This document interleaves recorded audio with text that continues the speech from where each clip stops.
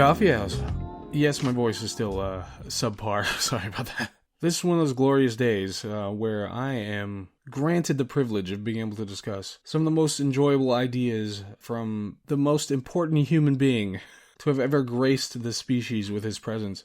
So this is Nietzsche's first book, Friedrich Nietzsche's first book, The Birth of Tragedy. It was published in 1872 initially, when he was just 28.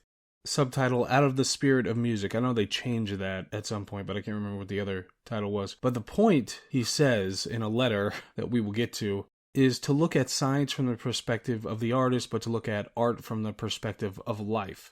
So this one, as in with all of Nietzsche's books, is going to be difficult. It's difficult to talk about, and I love how organic this kind of process is, and we're going to have to revisit a number of the books that we've already covered to make sure we grind down on some of these ideas. But as always, we will have a look at the contents of the book, then we're going to do an analysis, where we talk about the pros and cons of the book, and then we're going to discuss some big picture ideas to wrap it into a grander understanding of the world. So, without further ado, this is The Birth of Tragedy by Friedrich Nietzsche, the contents.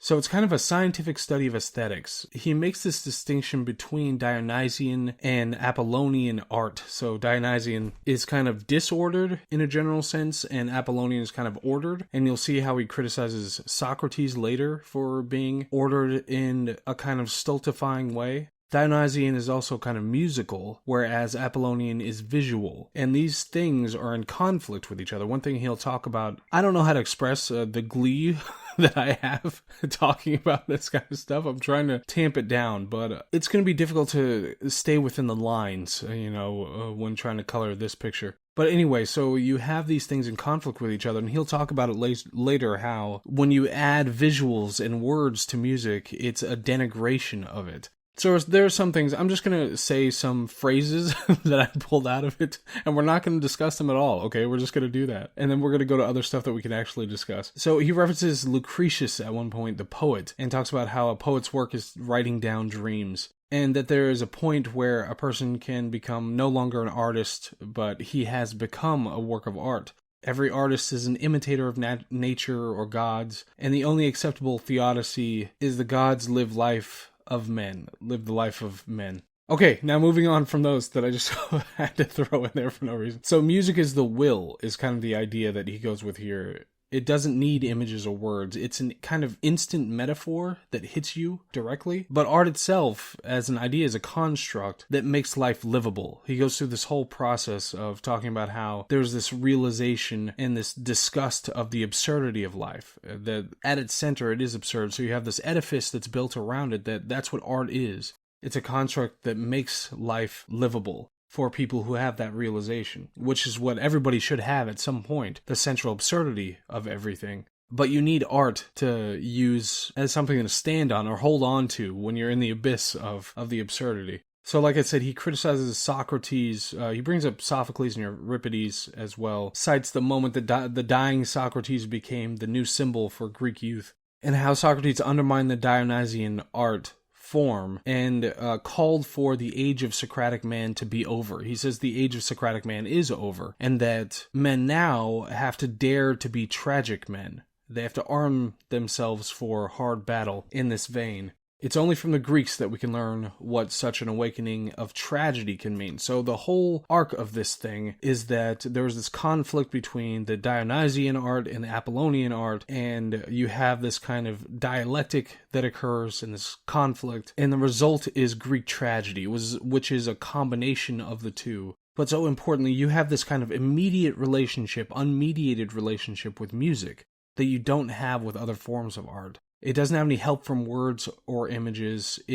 Music is the heart chamber of the world's will. And something that's it's such an interesting idea that he brings up here is that man without myth is eternally hungry. That's why you have this dissatisfied modern culture. And he called this out 30 years before the 20th century. But he said that nothing would satisfy, that you have this loss of the mythic homeland. But the only value is to the extent that you can stamp something with the mark of the eternal. It's the mark of the eternal that makes something valuable. And that was something that was being taken away. He says there's this decisive secularization. And of course, this is after the French Revolution, and it's in the midst of the Franco-Prussian War, and So he's seeing all these things happening around him, but he's calling ahead of time the entire 20th century. And it was Greek art and tragedy that were there to check the destruction of myth. Myth was the thing that is completely necessary for people to be able to function. He calls music and tragic myth Dionysian. So finally, as kind of a wrap-up, Nietzsche,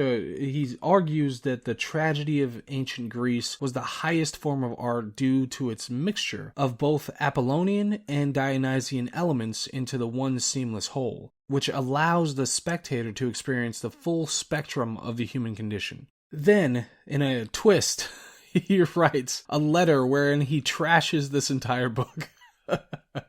So again, it was written during the Franco-Prussian War. He wrote this letter about 16 years later. This was his first book that was published. He said he just wanted to sit down and write thoughts about Greek civilization and Greek culture. He says the book uses excessive verbiage, way too many words, too much storm and stress, he calls it. He said it was effective among the best people of its time, so people like Richard Wagner apparently were very interested and moved by this book. But now that Nietzsche reads it, he says that it seems incredibly unpleasant. And he kind of takes himself to task for multiple reasons, including that he developed this kind of anti-Christian morality. But yeah, he's really harsh on this book when he criticizes it, but it seems like he has this kind of appreciation for the impact that it had when it was released, and the fact that so many important people took an interest in it was at least something that he felt the need to mention in his letter destroying his own work.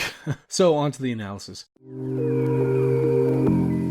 I think there's this excerpt that I wanted to read. Oh, this is from his letter, I think. But extremely self-confident and thus dispensing with evidence, even distrustful of the relevance of evidence. Like a book for the initiated, like music for those baptized with music, those who are bound together from the start in secret and esoteric aesthetic experiences as a secret sign, recognized among blood relations in artibus, or in the arts is what that means, artibus, in the arts. So he's calling into question there his commitment to evidence and suggests the book is for those who are already initiated rather than a kind of argument for something, or a means to kind of convince readers of something. So the idea density is off the charts. I mean, there's so many interesting things that come up in this, and it feels like a disservice to just call anything interesting, to be honest. But it's difficult to have a full discussion about. There are branching analyses for each point that he makes that we could go on for hours for each one, so it's difficult to do anything here. So the idea of music as an instant metaphor, it's something that hits you directly. It's the representation of the will of life, and the concomitant denigration of the logos, which could be a deliberate anti-Christian idea, because so much of Christianity and religions in general are built on the logos. But all of that, everything about music, I mean, it's something that I've been so interested in, to the point that I've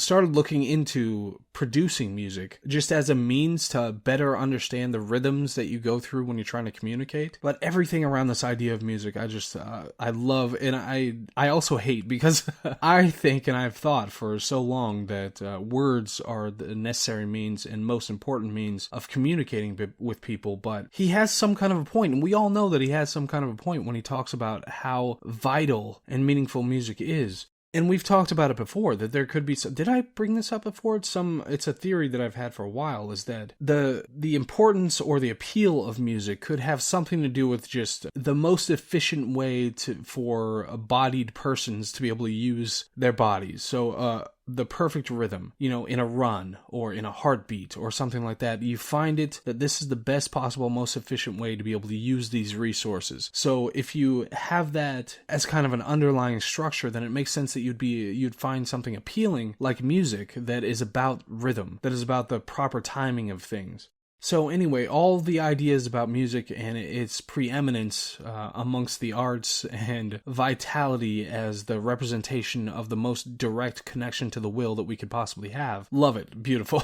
And art as construct, art as this thing. Like, the most amazing thing about Nietzsche is that he's not making a value determination in the same way that we make value determinations, when it comes to the world. So he's not saying that there's some ethereal, metaphysical importance or meaning about art as a construct, or the fact that that we don't have a meaning otherwise, or there's a central absurdity to life. He's not making this value judgment on that basis. He's just saying that we need this thing. He recognizes how vital it is to have the art as a construct to hold on to when you're dangling over the abyss. He's saying we need that. That's something that has to be there, whether it confers some kind of absolute or metaphysical meaning or not. And then, of course, he has his shots at Socrates, but again, like, there's a whole thing with Nietzsche where his attitude toward things isn't the same as what other people's attitude toward things is. It's not as though Nietzsche is raising and destroying and salting the earth when it comes to Socrates.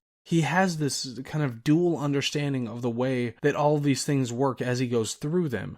But the ultimate point is that the Greek tragedies embody it all. They have both the Dionysian and the Apollonian understanding of art built into one, and those are the things, the mythology, all the myths that we have lost, especially currently. Those are the things that we need. We can't lose those myths. Those are the things that are necessary for us to keep going. So when it comes to the quality, I'll read it 5 more times, and then I'll get back to you. Nietzsche has problems with it, but he has problems with it in the way that is much more complex than somebody else might have problems with it. It's much different from, say, a science fiction writer or something like that going to their first book and be like, oh, this was stupid, or I should have done this better. There's a whole different relationship of Nietzsche to reality and archetype and art and argument and all those things, any other A word I can think of. It's very different from the way that mere mortals have these associations with these things. So anyway, on to the big picture stuff. We're kind of in the midst of trying to understand what art means in a broader sense. What it does, how it manages the cultural decay or advancement. I mean, we have to be at a low point right now. With reality TV, I can't tell you how many people I've met in the recent past that have talked about the Real Housewives of X or Y. We have meme compilations. What do they actually do? What do they mean? Instagram, propaganda-based filmmaking, social media, Candy Crush. We have these extreme levels of manipulation of our worst instincts. And there was something I saw recently, there was some thread somewhere that was talking about minimalism in architecture and how things were changed, like benches and molding to this thing and buildings, etc. And how this minimalism where you have these kind of gray boxes and these very plain benches, when before they were very ornate and they had different colors and different textures, they evoked different things. And you wonder how much that's a reflection or also contributing to the idea that things are more black and white, that I can think of things in binaries now, where historically all the complexity and things that you'd see in a cathedral or something like that demands you to be more nuanced in your thinking and your understanding. If you see a bench and it's just a gray blob, has a couple of lines in it, and that's it, versus a bench that has ornate arms and different colors and these cascading back designs and all those kinds of things. Do those, when you see that all over the place, does it actually make you more inclined to think in more complex ways? So that's a big question. That's really a big question. But I think we are testing the edges of civilization right now, just like children do, when they have parents and they test the boundaries of what they can and can't do with parents. I think right now, as a civilization, the parents are on vacation. We were left home. We were told to, here's the money for the pizza. You can have that. You can watch this much TV. Don't have any big parties. You could have a couple of friends over here and there, play some board games. But I think we are testing those limits right now about what civilization is capable of doing, because we got to a level of comfort and forgot, like children do. They don't know all the work it took to get to that point. We kind of forgot the work that it took to get there. So anyway, I could talk about this. I mean, this single book, maybe a paragraph in this book. We could sit down and talk about it for a couple of hours, at least 4 hours maybe. But we can't do that. I'm not sure how much of a market there is for it. Maybe we could do it in a kind of more interactive way. I'm sure there's some technological means of doing that, where we could literally just have a paragraph and we could sit and talk about it for several hours, bring in references to other things, and really air the thing out. That's if we're not in the midst of World War III and a civil war, in the next couple of months. But notwithstanding all those pipe dreams, down the line, hopefully this was worth listening to. This was fun to listen to. And of course, we're going to have a whole lot more Nietzsche coming up at some point, and we're going to have a much better understanding of the ideas that he's espousing once we get through more of his books, and then we go back through them and we understand in the broader context of philosophy and history. It's just going to be so much damn fun. I can't even begin to express. But we're almost done with the 5 books that we had listed. The one that's kind of lagging behind, because I'm making sure to get through every sentence of that damn thing, is the Rise of Statistical Thinking. And I've already started Frankenstein, working on that. I'll have the next 5 books up. And maybe I'll start putting the 5 books that are pending. Maybe I'll put them in the description or something like that. So it's a lot easier. You don't have to go look up Twitter to be able to figure out what books we're reading. But like I said, we've got those ones. Then we'll be done with this 5. And some other stuff. We talked about Top Gun, I think, last week.